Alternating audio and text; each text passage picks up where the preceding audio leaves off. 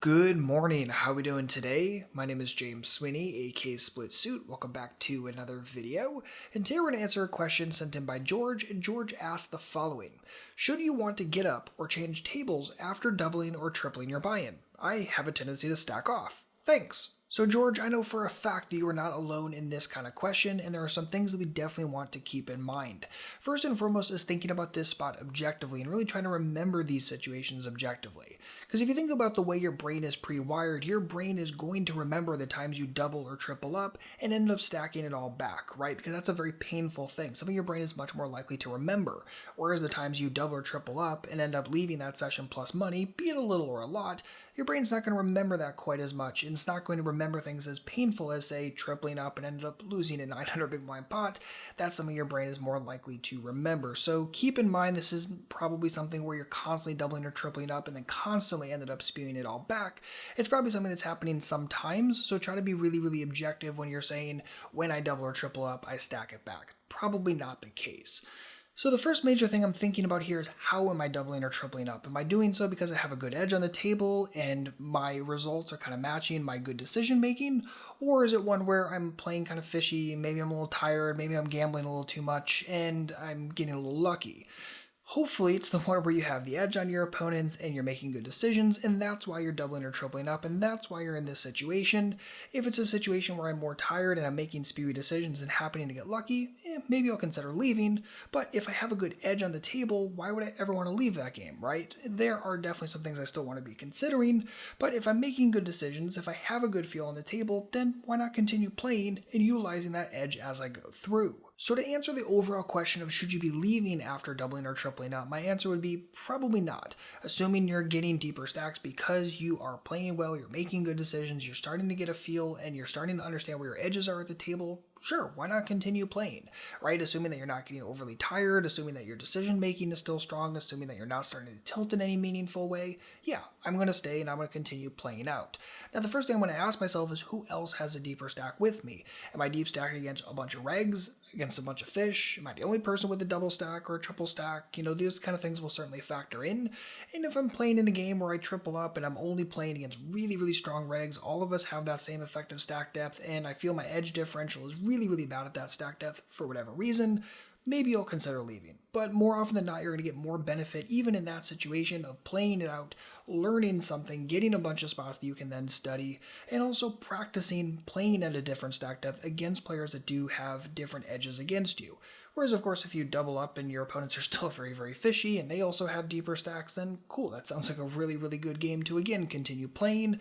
You have an edge and you have some stack depth that you can do some serious damage with. That sounds awesome. But again, even if there's one or two opponents who are decently strong and have a similar stack depth, is not an automatic deterrent to leave. Rather, in my opinion, I think you should stay. I think you should continue working that out. I think you should continue getting into situations that you can learn from, rather than just automatically running the second that you find some bad spots. And remember, if you're the only person with a deeper stack, doesn't change anything. You're still playing the same effective stack depth as you were earlier, just continue making decisions and going forward from there. Now, if we can cycle back to mental game for a quick moment, a big thing that I ask myself is, am I going to go on winner's tilt at all? Now, a lot of us are very familiar with loser's tilt or just regular tilt, right? Something bad happens and all of a sudden we start making decisions almost with like rage in the wind in our sails. And that's very, very common, something we're all very familiar with, and maybe the person we just beat in a large pot to double up off of is going to go on that. But also some people tend to go on winner's tilt, which means things start going right. Either they run really good in a pot or they're running really well that night overall, and all of a sudden they start kind of making decisions almost out of euphoria nature, right? They start playing every single pot pre-flop, they start pressing their luck, they start saying, okay, any suited hand is going to be good to go, and they start making bad strategic decisions out of kind of this winner's tilt or this really, really euphoric feeling. If you know that you're prone to that, then the major thing I would suggest is, after you do double or triple up, just take a quick walk, maybe 3 to 5 minutes, regain your composure, and then once you're back to stasis, then rejoin the table and get back to work. The worst thing you can do is kind of start winning, you double up, you triple up, and all of a sudden you just start spewing it back. Again, that's where a lot of people tend to go wrong, is turning winner's tilt into really, really bad strategic decisions. So if you know that you kind of do this often, or whenever you kind of double or triple up, you start getting a little bit spewy, all of a sudden you're playing every single hand pre-flop, this is something that's very, very easy to fix. Again, a short walk will usually get the job done, and then get back to business once you regain your composure. So after you've kind of looked at the mental game of this, after you've looked at kind of your edge and where your edges lie as you're playing at this deeper stack size, the last thing is far too big to even consider talking about in a single video, and that is the strategy at a deeper stack.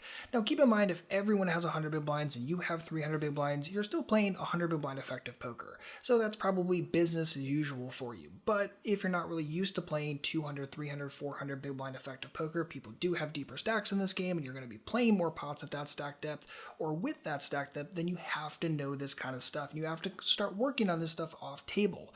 And simply put, there's a lot of things that shift strategically speaking when you're playing at, say, 50 big blind depth or 100 big blind depth or 250 big blind depth. There are things that change, both pre-flop in terms of the hands you're going to play, where you're going to play them, and also post-flop, right? Things are far, far different when you have a 3 SPR with an overpair versus a 13 SPR with an overpair, whether that's in a single raise pot or a 3-bet pot. Either way, things can definitely shift very, very quickly, and there can be some very, very different risk-reward setups when you're talking about a smaller effective stack versus a deeper effective stack. So if you're finding yourself playing more pots at 200, 300, 400 big blind effective stacks, then you need to start putting in more time off table working on those things. And especially if you've been putting in a lot of time over the years working on the 100 big blind stuff, well, it might be time to start working on the 150, the 200, the 250, the 300, etc. That's going to help you go a lot further, especially as you're thinking about moving up, especially as you're playing against tougher opponents, or just as you want to increase your edge against worse players even at that deeper stack depth. Now is the perfect time to start working on that stuff off table. You simply have to if you want to compete at a higher limit, if you want to start working on moving up, or you just want to increase your overall win rate. This is a great place to do it.